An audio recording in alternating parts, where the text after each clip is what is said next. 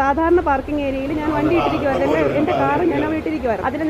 അതിന് നേരെ ഫ്രണ്ടിലായിട്ട് ക്രോസ് ചെയ്ത് 2-3 വണ്ടികൾക്ക് ക്രോസ് ചെയ്ത് ഇദ്ദേഹത്തിൻ്റെ കാർ, അത് അഡ്വക്കേറ്റ് ആണോ എന്ന് നമുക്കറിയില്ല, ഇദ്ദേഹത്തിൻ്റെ കാർ അവിടെ ഒരു കാറ് കിടക്കുന്നുണ്ടായിരുന്നു. അപ്പോൾ ഞാൻ എന്ത് ചെയ്തു, നേരെ എൻ്റെ ഡ്രൈവർ അദ്ദേഹത്തിനോട് പോയി പറഞ്ഞു. ഇദ്ദേഹം യൂണിഫോമിലല്ലായിരുന്നു. അദ്ദേഹം പറഞ്ഞു ഞങ്ങൾക്ക് അത്യാവശ്യമായിട്ട് ഹോസ്പിറ്റലിൽ പോകുന്നുണ്ട്, വണ്ടി ഒന്ന് എടുത്ത് മാറ്റി തരണമെന്ന് പറഞ്ഞപ്പോൾ ഇയാൾ മൈൻഡ് ചെയ്യാതെ ഈ അഡ്വക്കേറ്റ് കോട്ട് എടുത്തിട്ട്, അപ്പം വിചാരിച്ചു കോട്ട് എടുത്തിട്ടതിന് ശേഷം മുന്നിലോട്ടൊന്ന് മൂവ് ചെയ്ത് തരുമെന്ന് വിചാരിച്ചു. പക്ഷേ അപ്പം നമ്മൾ അങ്ങോട്ട് അപ്പം ഇയാൾ കോട്ടും എടുത്തിട്ട് ഞാൻ കാറിനകത്ത് ഇരിക്കുക. അദ്ദേഹം പറഞ്ഞിട്ട് ഇയാൾ കേൾക്കാതെ ഇയാൾ തിരിഞ്ഞോടി, കോടതിയിലേക്ക് ഓടിയപ്പം ഞാൻ ചോദിച്ചു നിങ്ങൾക്ക് പറ്റിയതാക്കാന്ന് വെച്ചപ്പോൾ ഇവരിങ്ങനെ എന്തോ പുള്ളി മൈൻഡ് ചെയ്യാതെ പോകുന്നു. ഞാൻ പറഞ്ഞിട്ടെങ്കിൽ ഞാൻ ഓടിപ്പോയി ചാവി ഓടിച്ചുകൊണ്ട് വരാം, നമുക്ക് ഹോസ്പിറ്റലിൽ പോകണ്ടല്ലോ, ഹോളി ക്രോസിൽ എത്തേണ്ടതെന്ന് പറഞ്ഞു. അപ്പം ഞാൻ എന്ത് ചെയ്തു, ഇദ്ദേഹത്തിൻ്റെ പിന്നാലെ ഓടി. അപ്പോൾ ഞാൻ പറഞ്ഞു സാറേ ചാവി സാറേ ഒന്ന് മാറ്റി തരും സാറെന്ന് പറഞ്ഞു. അപ്പം അയാൾ എന്നെ തിരിഞ്ഞൊരു രൂക്ഷമായിട്ട് നോക്കി. എനിക്ക് അയാൾ ആദ്യമായിട്ടാണ് കാണുന്നത്, എനിക്ക് അതിനെക്കുറിച്ച് ഒരു പറഞ്ഞു അയാളും എന്നെ ആദ്യമായിട്ടാണ് കാണുന്നത്. അപ്പോൾ അത് കഴിഞ്ഞതിന് ശേഷം ഞാൻ പറഞ്ഞു സാറേ ചാവിയെങ്കിലും തരൂ സാർ, എനിക്ക് അത്ര അത്യാവശ്യമാണ്, എനിക്ക് 12:30 ഡോക്ടറുടെ സമയം കഴിയും, ഹോളി ക്രോസിൽ എത്തേണ്ടതാണെന്ന് പറഞ്ഞപ്പോൾ പറഞ്ഞു ഒരു വലിയൊരു അസഭ്യം പറഞ്ഞിട്ട് അവർ പറയാം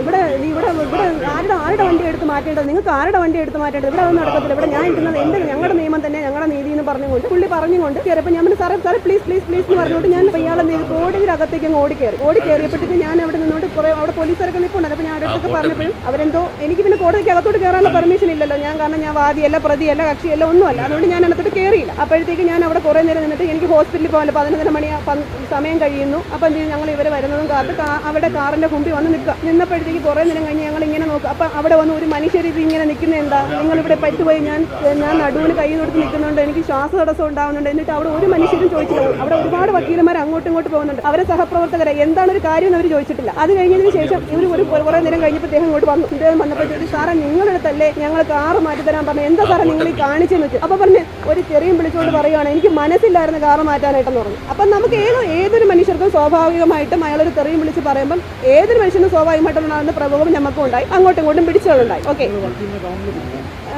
ഞാൻ പിന്നെ പിടിച്ചു.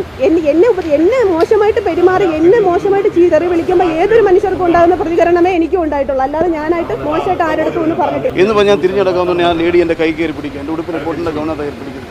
അപ്പോൾ പയ്യൻ ഓടി വന്നിട്ട് തടഞ്ഞു നിർത്തിയിട്ട് വണ്ടി മാറ്റിയിട്ട് പോടാന്ന് പറഞ്ഞു. അപ്പോൾ ഞാൻ പറഞ്ഞു അങ്ങനെയാണെങ്കിൽ യൂണിഫോം വയ്ക്കിയിട്ട് വക്കീലിൻ്റെ ദേഹത്തിൽ പിടിക്കുന്നത് മോശമല്ലേ. അപ്പോൾ പിടിച്ച നീ തോന്നി വീണ്ടും അവരെന്നെ ആക്രമിക്കണം. അവരെൻ്റെ ഉടുപ്പിൽ കയറി പിടിച്ച് എൻ്റെ ബട്ടൺസ് മൊത്തം പൊട്ടി എന്നെ പിടിച്ച് വലിച്ചു. ഞാനും തിരിച്ചു മറ്റേ പയ്യനെ പിടിച്ചപ്പോഴാണ് ആ പയ്യൻ എൻ്റെ കൈ മുറുക്കി എൻ്റെ മുഖത്ത് ഇവിടെ ഇരിക്കുന്നത്. അതിൻ്റെ പാടാണ് കാണുന്നത്.